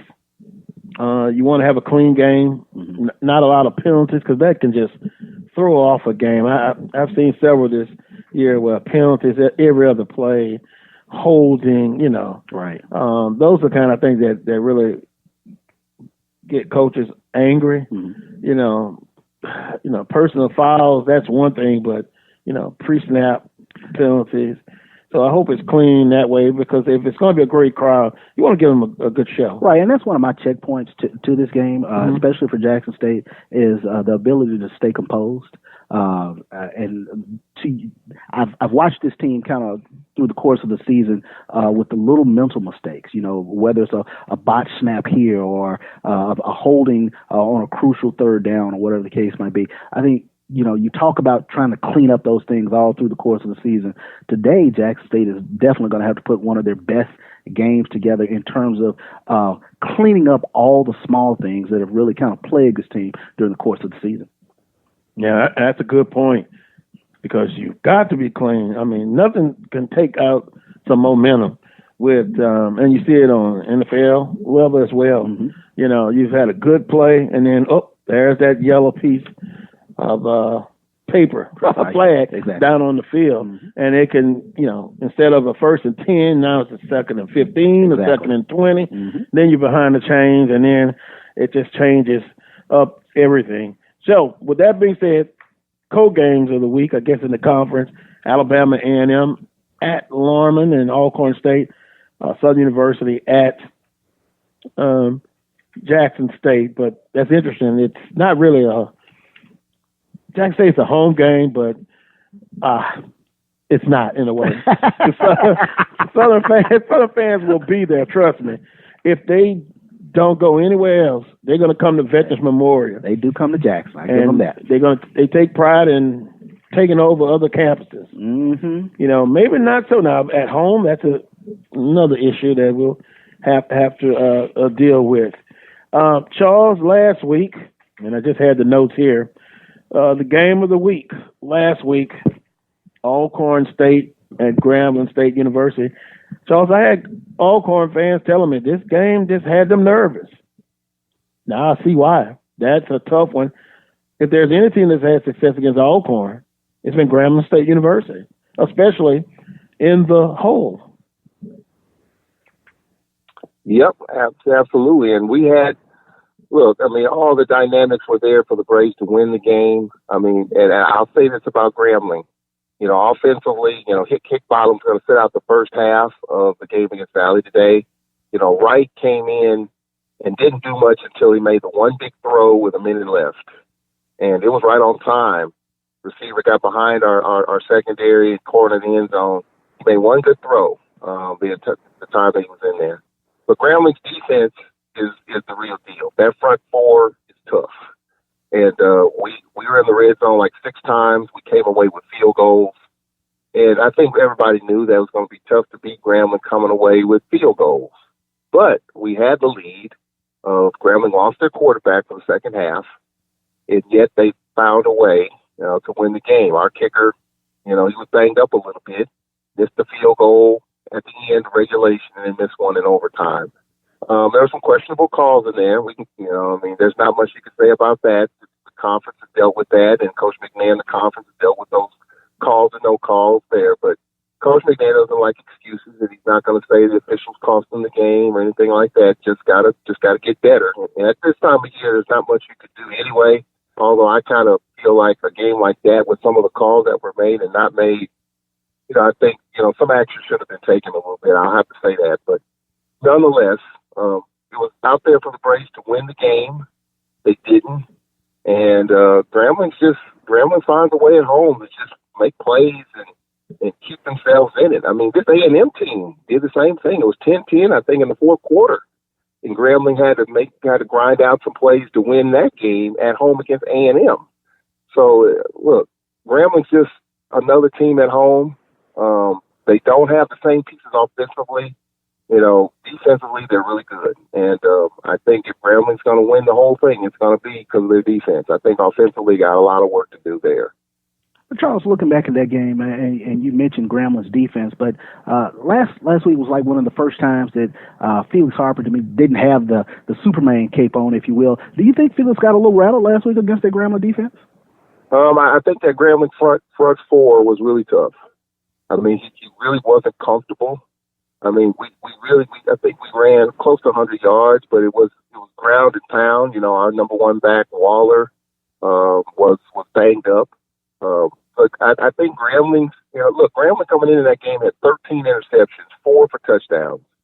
And Felix threw 2 Saturday. One, the receiver slipped, wasn't on him, but there was one that was on him. I just think Grambling found a way to make Felix Harper a little bit uncomfortable. And I think this was the best defensive team that Felix Harper had seen all year, coming in the McNeese game going forward to last week. So look, Felix he threw for over 200 yards, he made plays, but Grambling's defense is pretty good. And I think that, in a game like that, our defense is pretty good. I just think that Grambling's defense of a front four really had an impact on the game and just made it a little bit uncomfortable for Felix than he would like to. But he did hang in there, and again, we had a shot to win the game, just couldn't put it away. That was the game of the week. Of course, Grambling State over Alcorn State, 19-16. Elsewhere in the conference, we kind of talked a little bit about it. Alabama A&M over Jackson State by 5 points, 48-43. Boy, I thought Jackson State had that one. Prairie View A&M over UAPB, 37-20, 17-point victory for Prairie View, getting back into the swing of things. Alabama State by 7 over Texas Southern, 27-20. Wow, Texas Southern close, but no cigar. They dropped that decision to Alabama State, and then of course Southern. Excuse me, I'm getting choked up. Excuse me. Southern University over Virginia Lynchburg, 58-7. Now, literally, I wasn't getting choked up on that one, but I was just getting ready to say, I was being facetious. Jim Kleinpeter, contributor writer, he said basically Southern secondary held up, albeit Lynchburg threw for a long touchdown pass. And happened to be I happened to see that. Yeah. And I almost lost it because, the secondaries had issues. Yeah. But once again, it really wasn't when they rushed 3 and dropped 8. Mm-hmm. So I couldn't get too upset about that one. Sure. But then you did, because when your team has a weakness, you want to see them at least kind of disguise it somewhat or try to give them some help. But that's the way the schedule went last week in the conference. As we wrap up with Charles Edmond, the scenario is you got several out there, but basically what I've been saying on today's show is if you're Alcorn State, you need to win out. And if things fall right today, Alcorn State could be the Eastern Division champs again. Southern University, they need to win out. Regardless, the Bayou Classic will determine the West, unless something just drastic happens. But Southern, you need to win out. Jackson State needs to win out, but then have some help. Mm-hmm. And so Alabama A&M needs to win out, but they need some help. Alabama State, mathematically, they need a lot of help. Right. So it's still a lot to play for, Charles, on this Saturday, November the 16th. It is. And not only that, now that you have the SWAC championship game on campus, not only are you looking at who's going to win the division, but who could possibly host. I mean, the Braves control that, but if they stumble, Southern's still in the mix, Grambling's still in the mix to host. So that adds, and we were talking about it last night, because these games are on campus, the highest seed. Now you're talking about not only winning your division, but if you do that and some other things happen, you could be hosting a game. I mean, for Southern, obviously, Alcorn beating Southern, it would have to take a Braves loss with winning the division with 2 losses. Southern wins out, they'll host. Grambling, obviously, with a couple of losses. I mean, the Braves have to lose another game there, still win with 2 losses, and if Grambling wins the West, then Grambling would host. But the Braves are in control of all that. They control winning the East. They control hosting a game on campus. So I think, this game being on campus now for the second year, I think it adds a little bit more conversation to just this whole football dynamic. Not only winning your division, but if you win it, going away, you could host the SWAC championship game. So incentives, pride, but incentives and financially abound. It's worth it to host that game on your campus. Mm-hmm. And then you win that, there's a windfall of the Celebration Bowl. Yes. So that's you can make a nice bit of change. Yes, a lot on the line. Say.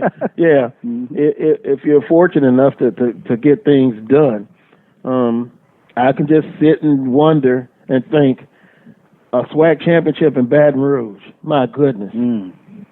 They're starving so much in Southern. You're liable to see everything and anything. You think you were on Bourbon Street almost. I can imagine. And I think about the same thing. A SWAC championship in Jackson, this city. Oh my goodness. Mm-hmm.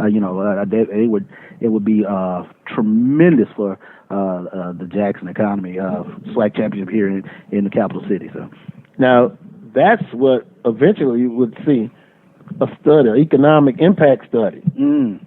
Now, it was Charles and Lorman, but I'm sure it was an impact. I know at least Alcorn State financially, but what is the impact beyond the campus, in the community? And I think you'll be able to use the data with this eventually. Well, absolutely. In the little towns around Alcorn, Port Gibson, Fayette, Natchez, Vicksburg, teams are staying in hotels, alums and supporters are staying in hotels. I do know this, that by hosting the championship game in the Celebration Bowl, those 2 games brought the university in well over $1 million. You look at the Celebration Bowl payout and you look at the money you made on campus, because you get all that revenue as well. So that's over $1 million right there in a 3-week period. Just by hosting a game on your campus and going to the Celebration Bowl. So it could be a pretty penny for teams that get the double whammy, that get the host, win that, and then go to Celebration Bowl. So it is a big financial windfall. And of course, Charles Bishop would know that because his buddy Dr. Caville was data driven, so he could probably plug those numbers in and then give us, have more information on that. But it's definitely, I know from what I've been told, that it was well over $1 million the university brought in for those two functions, the celebration and hosting the SWAC championship. Yeah, that is something Dr. Caville is very keen in terms of the economic impact of the SWAC championship game, and it's phenomenal. Looking at those numbers in terms of what it means for the future of the game itself, and kind of I like the way Dr. McClellan uses the analytics of it to push the SWAC narrative further. So we'll be able to get a sample in a few years, I guess, quickly. Maybe take 2 or 3 years and kind of look at the economic impact of that. But for those who don't get a chance to host, it's more incentive to kind of hopefully change things and get there. If you're close, you're right there. Mm-hmm. You're in that famous second. Boy, somebody told me second is a curse sometimes. You're right there. Right. The thirst is there. It can be so disappointing. If you've been there once and you want to go again, means everything. Yeah, you still have incentives. Yeah. So, with that being said, you kind of know where I was going with without mentioning the teams, but you kind of know what I was referring to, which teams are right there. And then for other teams in the West, I've never been to Prairie View. But a championship game there, I will get a chance to see an outstanding university. Yeah. From what I've been told, beautiful facilities, got everything. Got everything there in place. Gorgeous out there. It really is. That means I'll stay in Prairie View? Or would I stay in Houston? You would stay out in the Cypress area out there in Houston, going out in that direction. But in terms of the development going to Prairie View, you almost can't tell the difference between when you leave Houston and when you get to Prairie View now. Wow. Mm-hmm. That's exactly right. That's exactly right. And it's like, it used to be way back when that you get a few miles down 290, it's nothing but field and grass. Right. Now you got Walmarts and you got all kinds of places all along. There's a mall, outlet mall, not too far. Development. Mm-hmm. Yeah, I mean the development between Houston suburbs and even going out 290, that development over. I mean, you pay for it because of traffic. They close these lanes and they're doing a lot of construction, but you're exactly right. You can't tell between, the outskirts and the city limits, really, when you go to Houston. Wow. Well, I've never been there. So eventually I'll get there. Yeah, it's tremendous. It's a great tailgating environment out there, beautiful facility. I take my hat off to everything that Prairie View has done over the last 10 years, if you will, to really make it a home environment and a tough place to play. Yeah. Mm-hmm. On that note, Charles Edmond, have a outstanding broadcast. We'll look forward to talking with you next week and have another discussion on what happened today. Implications all over the place. We'll see where it mixes up next week. Who will be out, who will still be in, and who's still chasing that championship. Should be interesting. Hopefully I'm in a good mood next Saturday. Yep, I hope so, and hopefully we can get it done as well, and go Jaguars. I'm pulling for Southern today. Go Jaguars, get it done. Bring Willie Quinn back. Is Willie Quinn walking through that door? Is Austin Howard walking through that door? You don't want to be like Landry Walker in New Orleans, 6 ineligible players. Oh wow! Did you see that? That was nuts. Yeah, I saw that. How does that happen? Mm-hmm. Amazing. Oh, it just happened. No, it didn't just happen. Mm-hmm. Heads will roll on that one. But no, you want to be above board within the rules.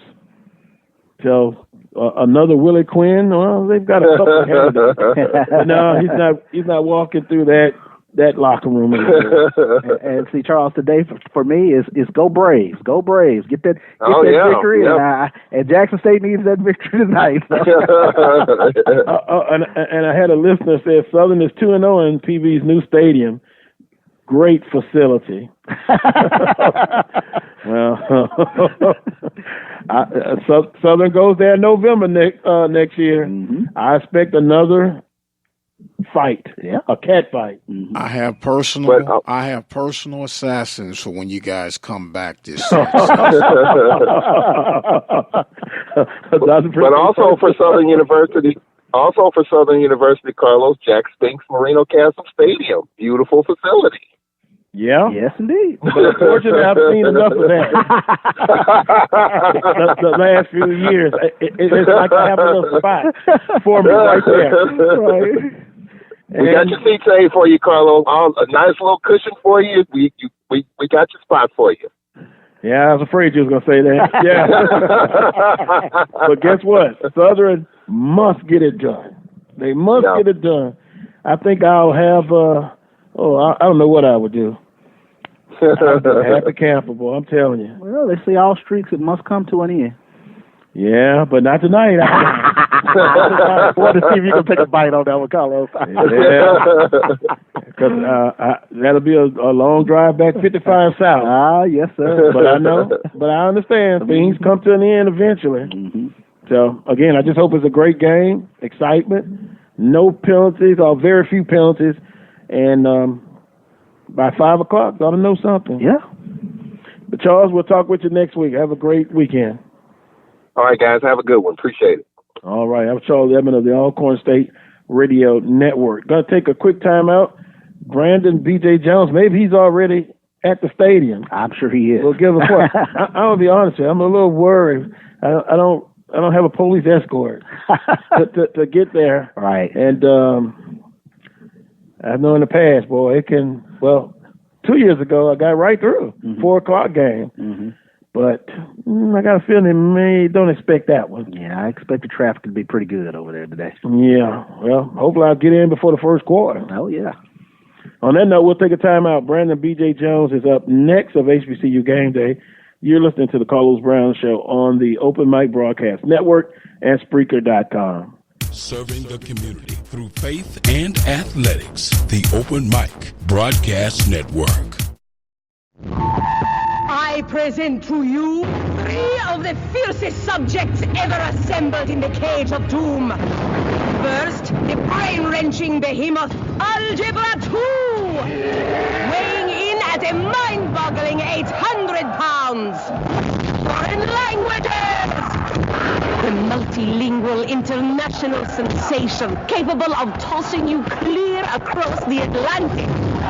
And finally, biology. More ferocious than formaldehyde, she'll dissect you 1 chromosome at a time. Who among you will step up to their challenge? Yeah, I'll do it. Me too. I'm in. Sign me up.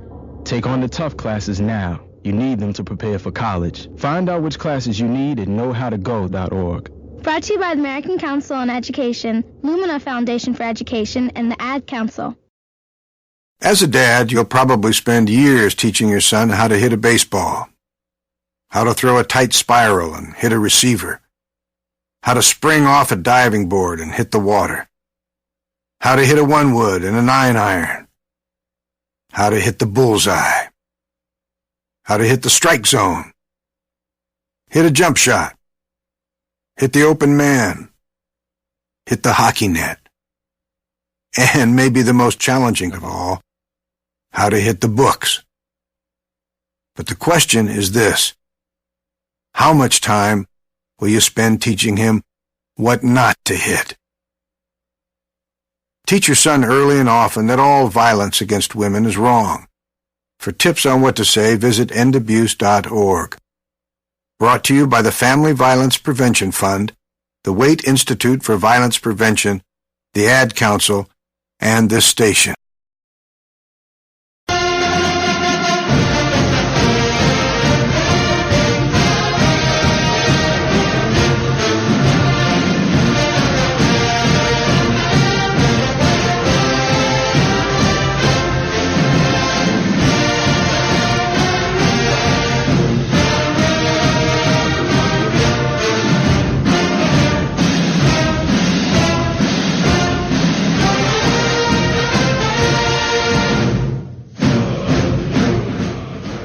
Welcome back to this week's edition of the Carlos Brown Show. This episode heard exclusively right here on the Open Mic Broadcast Network and Spreaker.com. Our next guest has the Southern music in the background. We appreciate that, Dr. Prince. I know you're excited about that. Introduce Brandon B.J. Jones of HBCU Game Day. B.J., good morning. Good morning, fellas. Good morning. Good morning. Good morning. Hey, I got it pulled up on your report on this game today, HBCU Game Day. If you'd like to see it on the Carlos Brown Facebook page, you can do that, or you can go straight. BJ, tell them where they can get it straight if they want to go straight to you. You want to go straight to it, you can go to hbcugameday.com. Or you go to my page, BJ Jones at Facebook. Or you can, anywhere where you follow HBCU Game Day, you can get to the article. Yeah. But hey, you got to do something for me, that Doc. Actually, we're hearing "Get Ready." The fight's on. Oh, I thought it was get. Oh, get ready too. How about that? Yeah, that's what gets me pumped up.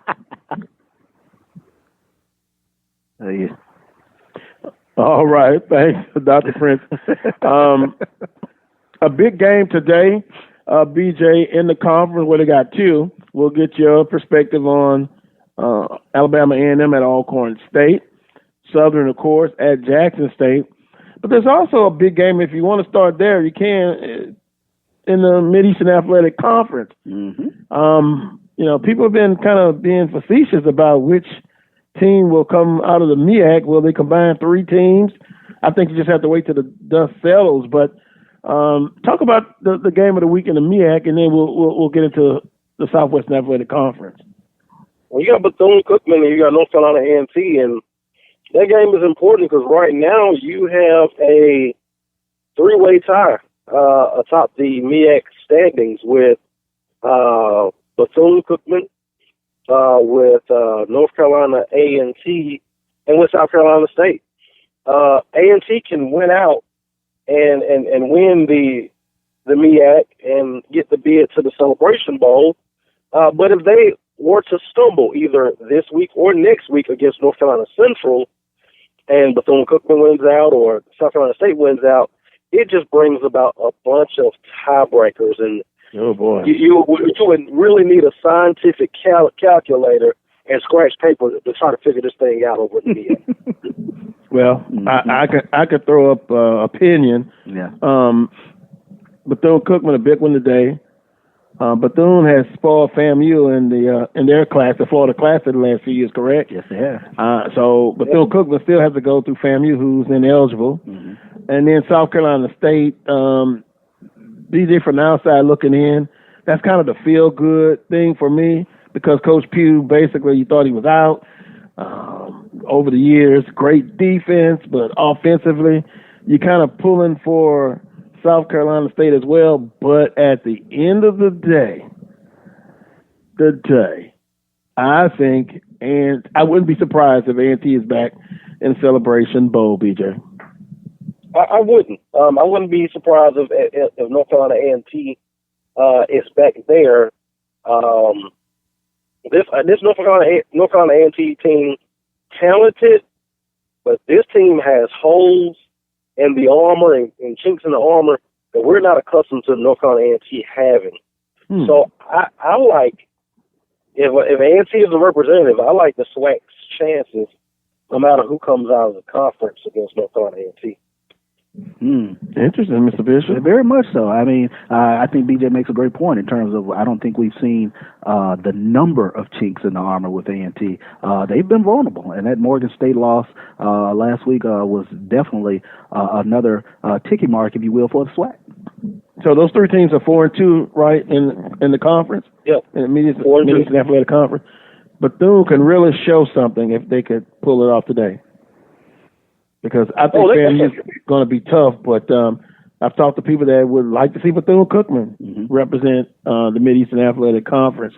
Because I'm saying this, guys, because I've had discussions, and people maybe are kind of concerned about, if you see the same team, we're human. Fatigue. We fall short. Yeah. A&T again, Alcorn again. Right. It'll be round 3 if that were to happen. So I think people are kind of, because remember last year, everybody was like, boy, what if FAMU and Southern? Right. Well, that didn't happen, okay? And then that's when I was attacked mercifully about being negative about Oldham from people outside the swag. Uh-huh. I guess they do listen in. But anyway, we don't want to digress there. Do you wonder about that? Worry about that? Fatigue? Yeah, you do. It's human nature. That would be the third time that we've seen if Alcorn were to make it. That would be the third time we've seen the Alcorn North Carolina A&T matchup.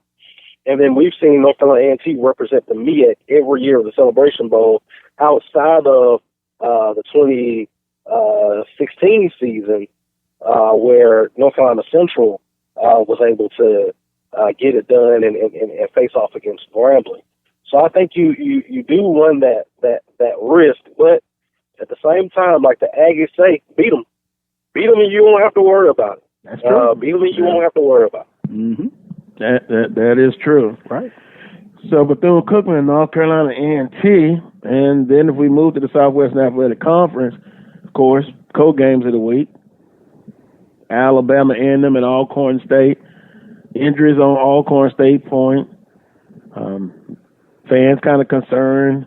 Maybe this Alabama A&M team with Glass and Bentley sounds like a manufacturing company there.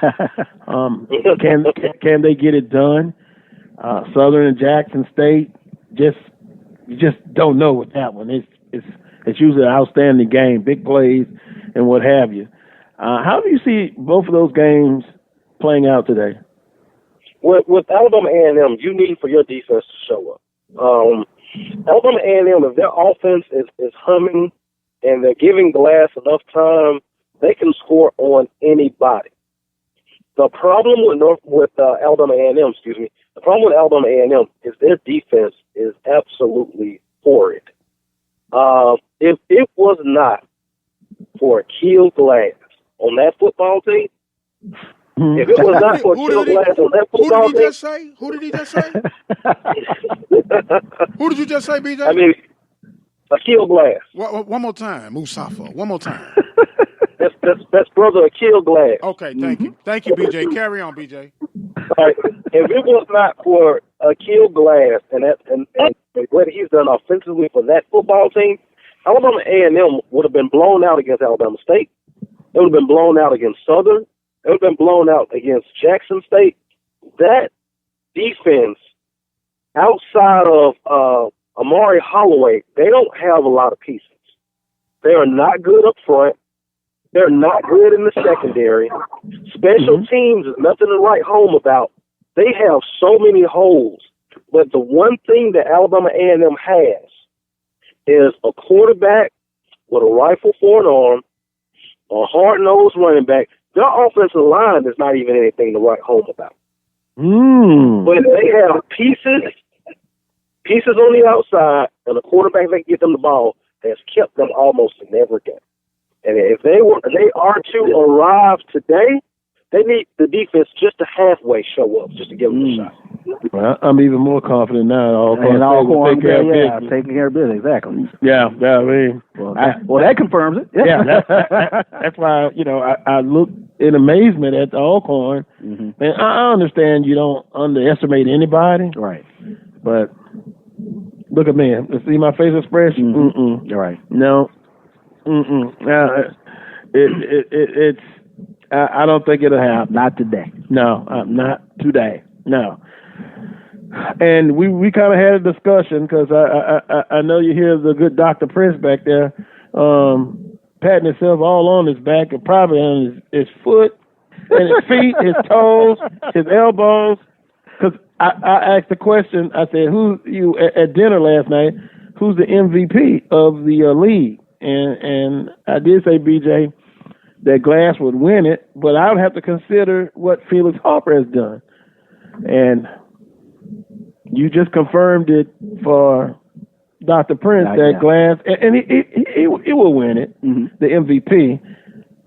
My thing was I just had to acknowledge the situation what Harper came into and was able to do, because I don't think many people could do that. Right. Without having some fallout. Yeah, you have to admire what Felix Harper has done in the year that he has had. You can take nothing away from that young man. With Akil Glass, he's not working with what Felix Harper is working with from a roster standpoint. Mm-hmm. Now, Akil Glass has some nice receivers. He has Jordan Bentley. His offensive line is not great. His defense has been Swiss cheese at best. Yeah. All right. Hot Swiss cheese. He's getting no help from a special team standpoint. It doesn't matter if we're talking about nailing field goals or we're talking about net punting average, or he's getting no help anywhere. Mm-hmm. So I tell you like this: if you put Akil Glass on Alcorn State's football team, Alcorn may not play a competitive game this year. That's how good it is. Wow, it makes me think now if you put Skelton on Alabama A&M's team. I was about to say we can play that. Yeah, Rubik's Cube all throughout the conference. all I'm going to say is this: BJ, the check is in the mail.